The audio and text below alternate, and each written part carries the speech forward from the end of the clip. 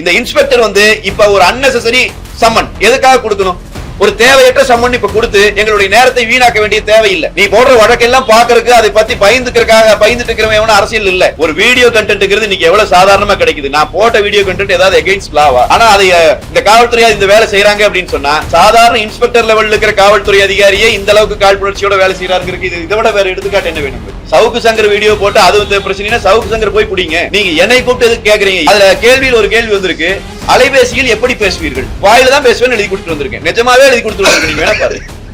சவுக்கு சங்கரிடமிருந்து எவ்வளவு பணம் பெற்றீர்கள்? சவுக்கு சங்கர் வட்டி கடை நடத்திட்டு இருக்கிறாரா? சவுக்கு சங்கரிடமிருந்து எவ்வளவு பணம் பெற்றீர்கள் என்பதை அந்த இன்ஸ்பெக்டர் தான் சொல்லணும். அதை விட்டாச்சுன்னா உதயநிதி தான் சொல்லணும். ஏன்னா உதயநிதி தான் வீட்டுல போய் உட்கார்ந்து பார்த்ததாக சவுக்கு சங்கர் ஏற்கனவே சொல்லி இருக்கிறாரு. அந்த உதயநிதி விசாரிச்சிருக்காங்களா இவங்க? சவுக்கு சங்கருக்கு எவ்வளவு கொடுத்தீங்க, அவரிடம் வந்து எவ்வளவு பெற்றீங்க என்பதை உதயநிதியும் ஸ்டாலினும் கனிமொழியும் தான் சொல்ல வேண்டும் ஒழிய எங்களிடம் கூப்பிட்டு இப்படி ஒரு அருவருக்கத்தக்க கேள்வியை கேட்பதற்கு இந்த காவல்துறைக்கு எப்படி தைரியம் வருதுன்னு எங்களுக்கு புரியல. தமிழ்நாட்டுல தேர்தல் தேதி அறிவிக்கப்பட்டு அதுக்கான பணிகள் தொடங்கப்பட்டிருக்கு. நம்ம எல்லாருக்கும் தெரியும். எல்லா கட்சிகளும் தேர்தல் பணிகளை தொடங்கி வேலை செய்துட்டு இருக்காங்க. நேற்று நாங்கள் பிரச்சாரத்துல இருந்த நேரத்துல கோயம்புத்தூர்ல என்னுடைய வீட்டிற்கு ஒரு சம்மன் ஒண்ணு காவல் நிலையத்தால் அனுப்பப்பட்டு ஆதம்பாக்கம் காவல் நிலையத்துல நீங்க இன்ஸ்பெக்டர் முன்னாடி ஆஜராகணும் அப்படின்னு சொல்லி ஒரு சம்மன் 11 மணிக்கு ஆஜராகணும்னு சொல்லி 11 மணிக்கு அந்த சம்மன் கையில கிடைக்க பெறுது. அப்ப அது தெரிஞ்ச உடனேயே இங்க ஆதம்பாக்கத்துல இருக்கிற காவல் நிலையத்துல போய் இன்ஸ்பெக்டர் முன்னாடி ஆஜரானோம். என்ன வழக்கு என்ன என்பதே தெரியல. ஒரு குறைந்தபட்சம் ஒரு குறிப்பிட்ட நேரம் எங்களை காக்க வைத்து பிறகு இன்ஸ்பெக்டர் உள்ள வாங்கன்னு கூப்பிடுறாரு. போனோம். என்னன்னு கேட்டா, நீங்க வந்து திரு சவுக்கு சங்கர் அவர்களினுடைய வீடியோவை பயன்படுத்தினீங்களா, உங்களுடைய சேனல்ல பதிவிட்டீங்களா அப்படின்னு ஒரு கேள்வியை அவர் முன்வைக்கிறாரு.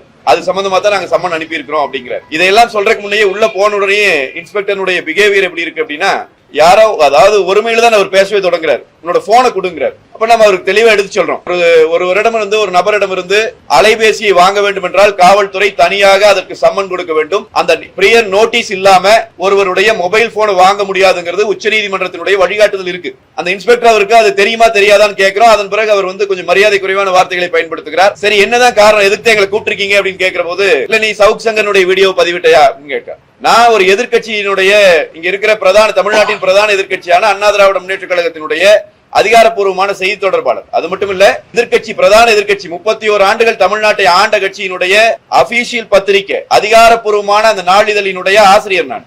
அப்ப ஒரு இந்த அரசு செய்திருக்கிற தவறுகளை குறிப்பிடுகிற வீடியோ சோர்ஸோ வேற எந்த கண்டென்ட்டோ எது கிடைக்கும் என்றாலும் மக்கள் மத்தியிலே அதை பிரச்சாரத்தில் வைக்க வேண்டிய கடமை எனக்கு இருக்கு. எனக்கு மட்டும் இல்ல, எல்லாருக்கும் இருக்கு.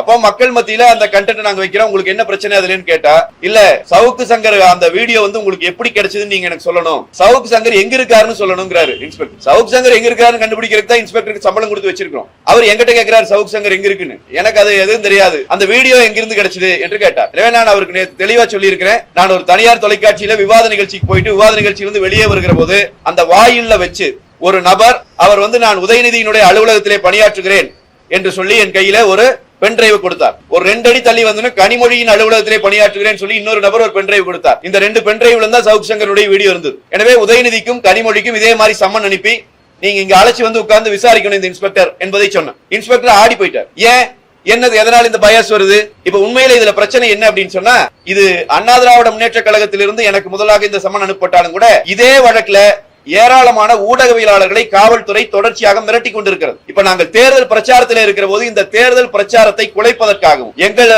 எங்க செய்கிற வேலை இந்த அரசியல் பணிகளிலே இருந்து நாங்கள் பின்தங்கி நிற்க வேண்டும் என்பதற்காகவும் ஆளுங்கட்சிக்கு ஒரு ஏவல் துறையாக இன்றைக்கு காவல்துறை வேலை செய்து கொண்டிருக்கிறது. இதை விட என்ன எடுத்துக்காட்டு இருக்கணும்? ஒரு அரசியல் கட்சியினுடைய அதிகாரப்பூர்வமான செய்தி தொடர்பாளராக இருக்கிற நான் அடுத்த ஒரு மாதத்துல ஆளுங்கட்சியாக போகிற கட்சியினுடைய செய்தி தொடர்பாளராக இருக்கிற ஒருவரையே இந்த அளவிற்கு இவர்கள் வந்து நடத்துவாங்கன்னு சொன்னா சாதாரண ஊடகவியலாளர்களை இவர்கள் எந்த அளவுக்கு பாடுபடுத்துவாங்கிறது பாருங்க. அப்ப இந்த 5 ஆண்டு காலமாக இந்த ஊடகவியலாளர்கள் மீது கட்டவிழ்த்து விடப்பட்டிருந்த காட்டுமிராண்டித்தனமான அடக்குமுறை இந்த காலகட்டத்திலும் தொடர்கிறது.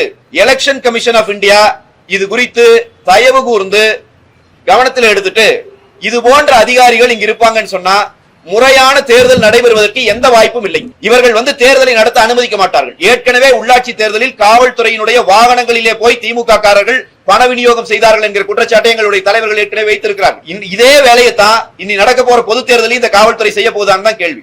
இந்த இன்ஸ்பெக்டர் வந்து இப்ப ஒரு அன்னெசரி சம்மன் எதுக்காக கொடுக்கணும்? ஒரு தேவையற்ற சம்மன் இப்ப கொடுத்து எங்களுடைய நேரத்தை வீணாக்க வேண்டிய தேவையில்லை. அதே மாதிரி இந்த சம்மனை வச்சு தேர்தல் முடிஞ்ச பிறகும் நாங்க உங்களை விட மாட்டோம், உங்க மேல நாங்க வழக்கு நடத்தி என்ன செய்யறோம் பாரு. இதெல்லாம் என்ன வகையான த்ரெட்டனிங் இது? நீ போடுற வழக்கெல்லாம் பாக்குறதுக்கு அதை பத்தி பயந்துட்டு இருக்கிறவன் அரசியல் இல்ல. அண்ணா திராவிட முன்னேற்ற கழக யாரும் பயப்படுற நிலைமையில் இல்ல. அதைத்தான் நேற்று அந்த இன்ஸ்பெக்டர் தெளிவுபடுத்தி இருக்கிறோம்.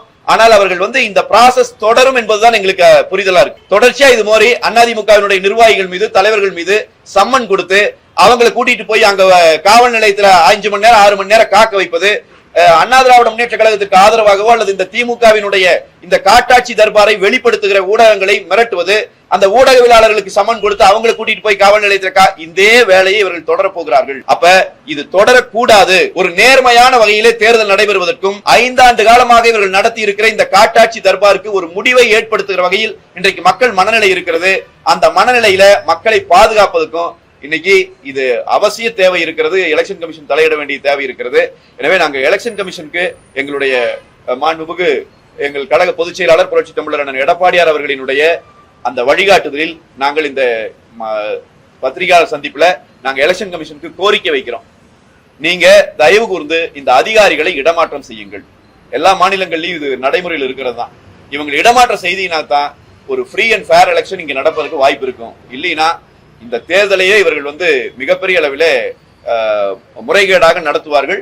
இவர்கள் மீண்டும் இந்த ஆளுங்கட்சியாக இன்றைக்கு இருந்து கொண்டிருக்கிற திமுக, அந்த திமுக வெற்றி பெறுவதற்கு இவர்கள் உழைப்பார்கள் என்பதுதான் பிரச்சனை. எனவே அதை மக்கள் மன்றத்தில் நாங்கள் எடுத்து வைக்கிறோம். காவல்துறையினுடைய இந்த வகையான அடக்குமுறை அண்ணா திராவிட முன்னேற்ற கழகத்தின் நிர்வாகிகள் மீதோ, எங்கள் தேசிய ஜனநாயக கூட்டணியினுடைய கட்சி நிர்வாகிகள் மீதோ, தலைவர்கள் மீதோ இது மாதிரியான அடக்குமுறை தொடரும் என்று சொன்னால் எங்களுக்கு வேற வழியே இல்லை.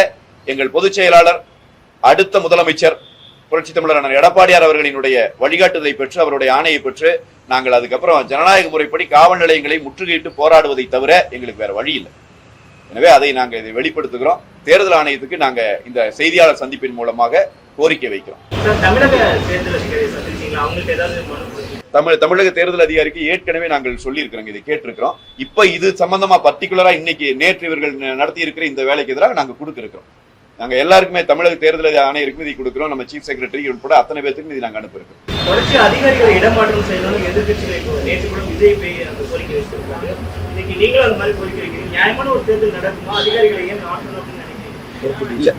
இல்ல என்னன்னா, நீங்க அதிகாரிகள் முதல் இன்னைக்கு இருக்கிற அதிகாரிகள் எந்த அளவுக்கு வேலை செஞ்சுக்கிறாங்கிறத இந்த எடுத்துக்காட்டு நாங்க சொல்றோம். நீங்க தேர்தல் பிரச்சாரம் இவ்வளவு வேகமா இருக்கும்போது உங்களுக்கு தெரியும் ஒரு செய்தி தொடர்பாளர் முறையில எந்த அளவுக்கு நாங்க பிரச்சாரத்தில் இருப்போம்னு சொல்லி. அப்ப எங்களுடைய பிரச்சாரத்தை குலைக்கிற வேலை தான் இந்த வேலை. இதுல ஏதாவது ஒரு தேவை இருக்கா, ஒரு நியாயம் இருக்கா? ஒரு வீடியோ கண்டென்ட்ங்கிறது இன்னைக்கு எவ்வளவு சாதாரணமா கிடைக்குது. நான் போட்ட வீடியோ கண்டென்ட் ஏதாவது எகைன்ஸ்ட் லாவா? ஆனா அதை இந்த காவல்துறை இந்த வேலை செய்யறாங்க அப்படின்னு சொன்னா, சாதாரண இன்ஸ்பெக்டர் லெவல்ல இருக்கிற காவல்துறை அதிகாரியே இந்த அளவுக்கு காழ்ப்புணர்ச்சியோட வேலை செய்யறாங்க. இதை விட வேற எடுத்துக்காட்டு என்ன வேணும் உங்களுக்கு? அதுதான் சார் எனக்கு தெரியல. அதுதான் அவர்கிட்ட கேட்டேன். சவுக்கு சங்கர் வீடியோ போட்டு அது பிரச்சனை, சவுக்கு சங்கர் போய் பிடிங்க. நீங்க என்னை கூப்பிட்டு எதுக்கு கேக்குறீங்க? எந்த கண்டென்ட் எப்படி வந்திருந்தாலும் அரசாங்கம் செய்த தவறுகளை சுட்டிக்காட்டி யார் பேசியிருந்தாலும் அதை வெளியிடுவதுதானே எங்க வேலை. நாங்க எதிர்கட்சி அதை பிரச்சாரமா மக்கள் வச்சா தானே இவங்க செஞ்ச மோசடிகள் மக்களுக்கு தெரியும்.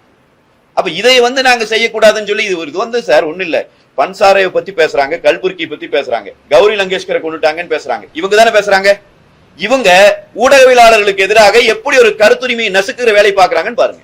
இந்த காவல்துறை அது துணை போகுதுங்கிறது பாருங்க. அதுதான் இருக்கலே எங்களுக்கே புரியாத விஷயம். தான் எங்களுக்கு எதுக்கே சம்மன் கொடுத்தீங்கன்னா போய் கேட்டேன். அதான் ஒரு த்ரெட்டனிங் டோன் தான். நீங்க நீங்க ஆமா நீங்க அது கேட்டு இருக்கிற கேள்விகளே முழுக்க பாத்தீங்கன்னா நகைப்புக்குரிய கேள்விகள் அந்த இதுல இருந்தது. ஆனா பேசுற துணி எல்லாம் த்ரெட்டனிங், அப்படி மிரட்டுற துணியில தான் பேசுறது. அதுல கேள்வியில் ஒரு கேள்வி வந்திருக்கு, அலைபேசியில் எப்படி பேசுவீர்கள்? வாயில தான் பேசுவேன்னு எழுதி கொடுத்துட்டு வந்திருக்கேன். நிஜமாவே எழுதி கொடுத்துட்டு வந்திருக்கேன். நீங்க வேணா பாரு. நீங்களே எப்படி பேசுவோம், நாமளே வேற யார் எப்படி பேசுவோம்? அந்த இன்ஸ்பெக்டர் எப்படி பேசுவார்னு எனக்கு தெரியல. மத்த அந்த அதிகாரி, விசாரணை அதிகாரி எப்படி பேசுவாங்கன்னு தெரியல. சவுக்கு சங்கரிடமிருந்து எவ்வளவு பணம் பெற்றீர்கள்? கேள்வி. சவுக்கு சங்கர் வட்டி கடை நடத்திட்டு இருக்கிறாரா? சவுக்கு சங்கரிடமிருந்து எவ்வளவு பணம் பெற்றீர்கள் என்பதை அந்த இன்ஸ்பெக்டர் தான் சொல்லணும். அதை விட்டாச்சுன்னா உதயநிதி தான் சொல்லணும். ஏன்னா உதயநிதி தான் வீட்டுல போய் உட்கார்ந்து பார்த்ததாக சவுக்கு சங்கர் ஏற்கனவே சொல்லி இருக்கிறாரு. அந்த உதயநிதி விசாரிச்சிருக்காங்களா இவங்க? சவுக்கு சங்கருக்கு எவ்வளவு கொடுத்தீங்க, அவரிடம் வந்து எவ்வளவு பெற்றீங்க என்பதை உதயநிதியும் ஸ்டாலினும் கனிமொழியும் தான் சொல்ல வேண்டும் ஒழிய எங்களிடம் கூப்பிட்டு இப்படி ஒரு அருவருக்கத்தக்க கேள்வியை கேட்பதற்கு இந்த காவல்துறைக்கு எப்படி தைரியம் வருதுன்னு எங்களுக்கு புரியல.